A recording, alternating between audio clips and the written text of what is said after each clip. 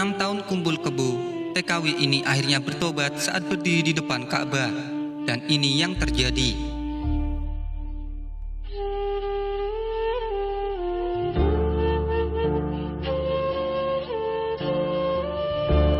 Sebut saja namaku Mawar. Aku sudah 6 tahun malang melintang menjadi TKW kaburan di Jeddah. Saat ini status perkawinanku adalah janda beranak satu. Aku sudah mengikuti program repatriasi jilid 1 akhir tahun 2015 lalu. Namun hingga kini belum dapat exit visa karena belum bisa bayar denda. Mau tak mau, aku harus menerima realita dan semua kesulitan yang kuhadapi sekarang ini. Mungkin ini hukuman bagiku. Aku tidak berkata lata menyalahkan pihak kedutaan Indonesia atau konjen Jeddah. Mungkin ini akibat ulahku selama ini yang selalu bergaul dengan orang-orang yang salah jalan. Ketika aku masih gadis belia, berumur 15 tahun, aku diminta orang tua agar berangkat ke Saudi menjadi TKW. Tentu saja aku senang, sambil berhayal bisa dapat uang banyak. Alhamdulillah, berkat doa mereka, aku mendapat majikan yang baik. Aku dapat visa di Riyadh, dan majikanku tinggal di Imarah, bukan rumah besar, yang tentu saja lebih mudah untuk mengurusnya. Anaknya pun baru 2, majikan laki pegawai perusahaan, dan yang wanita seorang guru negeri di SD. 3 tahun aku bekerja pada majikan itu. Sebenarnya aku ingin menambah kontrak, biar bisa membantu orang tua memperbaiki rumah di kampung, dan bisa beli sawah meski tak lebar. Namun aku disuruh orang tua pulang. Sesampai di rumah tidak lama kemudian, aku dijodohkan orang tua dengan pemuda pilihan orang tuaku.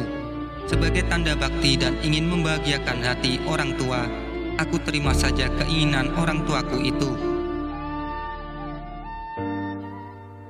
3 tahun menjalani kehidupan rumah tangga, aku dikaruniai seorang anak berjenis kelamin wanita.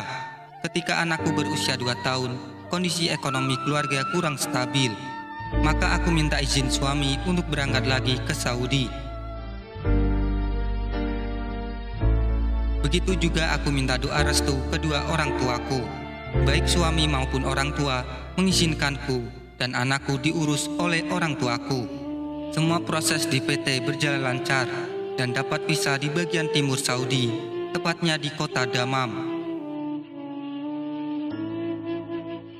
Majikanku sebetulnya tidak jahat, cuma rumahnya besar berlantai 2, anaknya 6. Keadaan ini tentu berbeda jauh dengan apa yang kualami sewaktu bekerja di Riyadh dulu. Namun soal gaji lancar dan sikap majikan sebenarnya tidak jahat. 6 bulan ku jalani pekerjaan pada majikan ini. Aku mulai banyak kenalan kawan baik lokal di Dammam ataupun yang jauh di Riyadh dan Jeddah lewat media sosial seperti Facebook dan Instagram.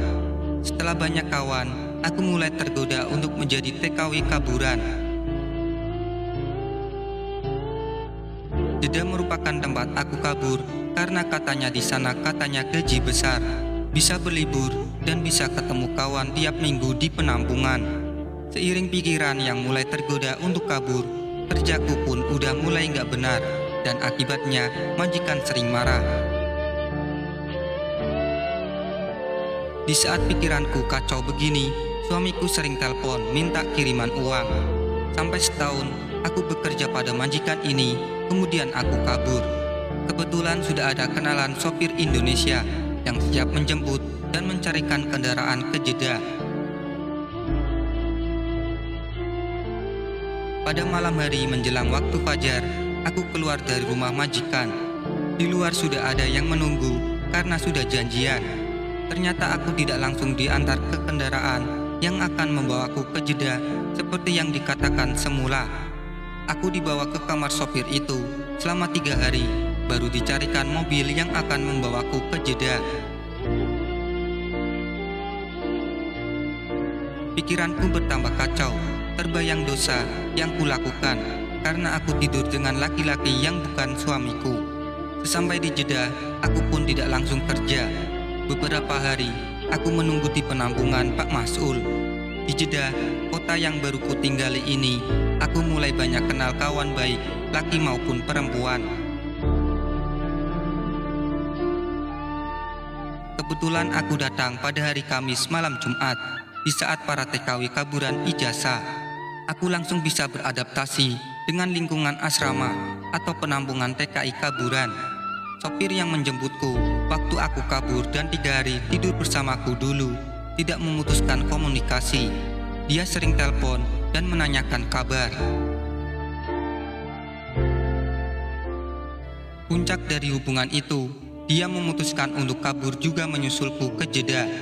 Sementara itu hubunganku dengan suami mulai renggang, sampai puncaknya aku nekat minta diceraikan. Aku beralasan biar tidak dayus dan nanti kalau ada jodoh nikah lagi setelah aku pulang. Tadinya orang tua dan suamiku marah, tapi pada akhirnya menyerah. Dia menceraikanku dengan berkata langsung kepada orang tuaku sebagai wali saat nikah, kemudian mengirim SMS kepadaku. Benar juga, sopir yang dulu sempat tidur bersamaku itu kabur menyusulku ke Jeddah.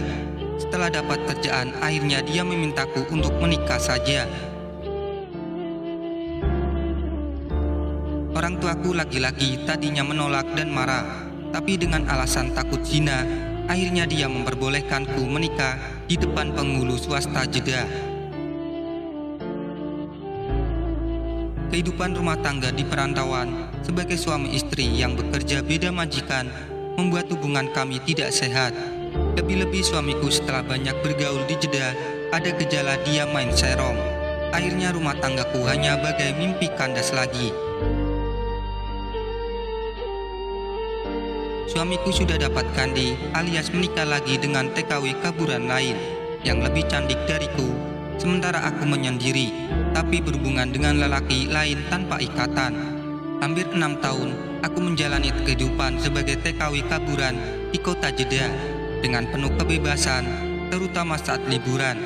Aku sudah beberapa kali berganti pasangan. Aku mulai sadar dan insaf ingin mengakhiri pertualanganku sebagai TKW kaburan. Pada pertengahan bulan Oktober 2015, aku dengar kabar ada program repatriasi atau pemulangan gratis dari pemerintah untuk TKI ilegal.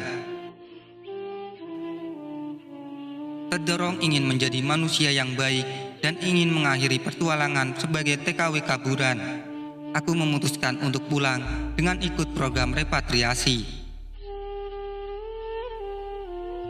Tapi ternyata prosesku tak semudah yang kubayangkan. Aku berbeda dengan kawan-kawan TKI yang lain. Permasalahanku adalah aku dulu masuk ke Saudi lewat visa Bahrain, kemudian dibawa ke Dammam, Saudi, dan belum dibuatkan iqamah. Kata petugas safara, aku harus bayar denda 15.000 real. Pemerintah tidak membiayai pembayaran denda, cuma membelikan tiket pesawat saja. Pikiranku kacau lagi. Terjadi perang batin antara ingin tetap pulang dan bertobat atau kepalang menjadi manusia rusak moral sekalian dengan tetap berpetualang sebagai TKW kaburan. Sejak bulan November 2015, aku kembali bekerja lagi sebagai TKW kaburan. Aku ingin mengumpulkan uang untuk membayar denda. Sampai ada program repatriasi jilid 2 ini, ternyata uang yang kukumpulkan belum cukup untuk membayar denda. Kini aku pasrah tapi tetap berusaha. Sambil menunggu kumpulnya uang, beberapa kali aku melaksanakan umrah ke Baitullah. Aku sadar mungkin segala kesulitan dan keruwetanku ini akibat perbuatanku sendiri, maka aku harus ikhlas menerimanya. Saat berada di Baitullah, aku menangis mengakui segala dosa-dosa yang kuperbuat dan bersimpuh mohon ampunan kepada Allah. Aku mengaku dan menyesal bahwa selama ini berada pada jalan yang salah. Sebelum aku pulang ke tanah air, aku ingin mohon ampun kepada Allah. Aku ingin meninggalkan tanah suci yang pernah kukotori ini dengan bertobat dulu kepada Allah. Andaikan sampai bulan haji atau Idul Adha nanti, aku belum pulang, aku nekat akan pergi beribadah haji. Aku nekat dan pasrah, mau dipenjara atau diapakan terserah jika ketangkap petugas. Tapi aku sudah ada kemauan ikut program repatriasi, cuma belum bisa membayar denda. Dengan langkah tertati-tati, aku pergi tawaf ke Baitullah, berdoa dan memohon ampun kepada Allah. Ya Allah, ampunilah hamba-Mu yang hina dan penuh noda ini. Ya Allah, hamba mengaku sebagai manusia penuh dosa sehingga tak pantas masuk surga. Tapi ya Allah, hamba tidak akan kuat menahan siksa di neraka. Ya Allah, berilah hamba jalan keluar dan kemudahan untuk pulang agar bisa bertemu dengan orang tuaku, untuk meminta maaf dan mengasuh anakku.